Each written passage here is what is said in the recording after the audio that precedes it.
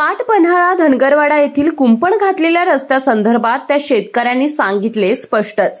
राधानगरी तालुक्यातील पाटपन्हाळा धनगरवाड्यात रस्त्यासंदर्भात धनगर बांधवांनी माध्यमांसमोर स्वातंत्र्याच्या 7 दशके पूर्ण होऊनही पक्का रस्ता नसल्यामुळे होणाऱ्या अडचणी आणि खासगी शेती क्षेत्रातून असणारा रस्ता संबंधित शेतकऱ्यांनी कुंपण आणि चर मारून बंद केल्यामुळे ऐन पावसाळ्यामध्ये धनगरवाड्यावरील नागरिकांचा दैनंदिन व्यवहार आणि दळणवळणाचा प्रश्न गंभीर झाल्याबद्दल व्यथा मांडत आम्हाला पक्का रस्ता द्या अन्यथा तीव्र आंदोलन छेडण्याचा इशारा दिला होता।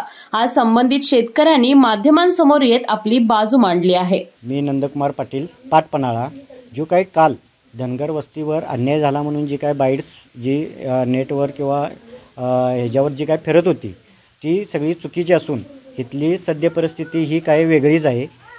कारण का ज्या माणसांनी जे आरोप केले म्हणजे बाबुराव बोडकेंनी जे काय आरोप केले की आमचा रस्ता अडवला आणि धनगर लोकांचे जे काय कुटुंबांना होते आता खाली जाणं करण्यासाठी किंवा त्यांना रस्ता नाही, तर ती जी सद्य परिस्थिती अशी आहे की ज्या बाबुराव बोडकेंनी घर बांधले ते जी काय वहिवाटीची 150 वर्षापासून जी वहिवाटीची जो काय रोड होता त्याच्यावर अतिक्रमण करून त्यांनी तो घर बांधलेला आहे आणि ते पूर्णपणे कंपाऊंड घालून ते सील केलेलं आहे। त्याच्यामुळं लोकांना ये जाण्यासाठी किंवा तिथील काही घरं बांधण्यासाठी, चिरे ओढण्यासाठी, वाळून येण्यासाठी किंवा जो काही सिमेंटचा रस्ता करण्यासाठी त्यांना जे काय वाहतूक करण्यासाठी, जड वाहतूक करण्यासाठी त्यांना रस्त्याची उपलब्धता नव्हती।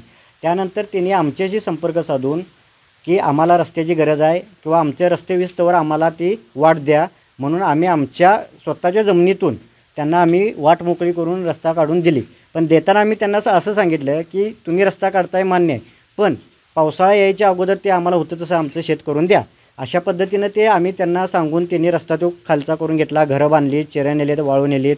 त्याच्यावर धनगर वस्तीचं हे काम पूर्ण झालेलं आहे आणि त्यानंतर त्यांनी परत तो रस्ता होता तसा आम्हाला सरळ करून दिलेला आहे। त्यामुळं धनगर वस्तीचा रस्ता अडवणं किंवा चर मारणे किंवा नांगरणे ह्याच्यात काही तथ्य नाही आहे, हे त्यांनीच करून दिलेलं आहे आणि जे काय त्याला JCB वापरला त्याच्यासाठी पैसेसुद्धा त्यांनीच भागवलेले आहेत। आणि दुसरी गोष्ट, जर का आम्हाला धनगरवाड्याला जर का आम्हाला म्हणजे रस्ताच द्यायचा नसता किंवा त्यांना आम्हाला सहकार्यच करायचं नसतं तर विषय काय आहे की स्वतः मी माझी 3 गुंठ जमीन मी त्यांना पाण्याची टाकी बांधायला दिली।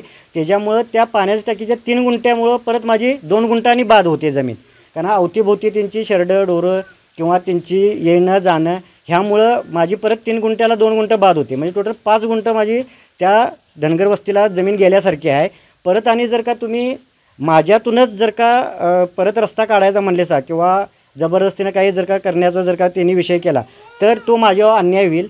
तसेच आता जो काय त्यांचा जो काय पूर्वीचा रस्त्याचा जो मार्ग आहे तो शासनाच्या दरबारी त्याचा खटला चालू आहे।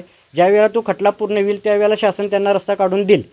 त्यामुळं आत्ता काय धनगर वस्तीवर मराठी समाज जो काय धनगर वस्तीवर अन्याय करतोय तो काय त्यांनी आमच्यावर जो काय आरोप केला आहे तो काय त्याच्यात तथ्य नाही आहे आणि तो सगळा पूर्ण खोटा आहे।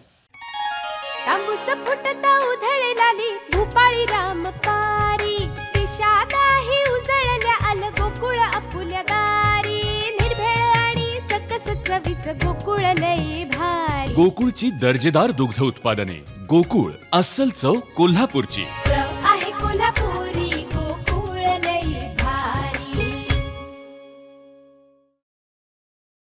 अशाच नवनवीन अपडेट पाहण्यासाठी आमच्या कोल्हापुरी कारभार म्हणजेच KK न्यूज चॅनेलला सबस्क्राईब करा।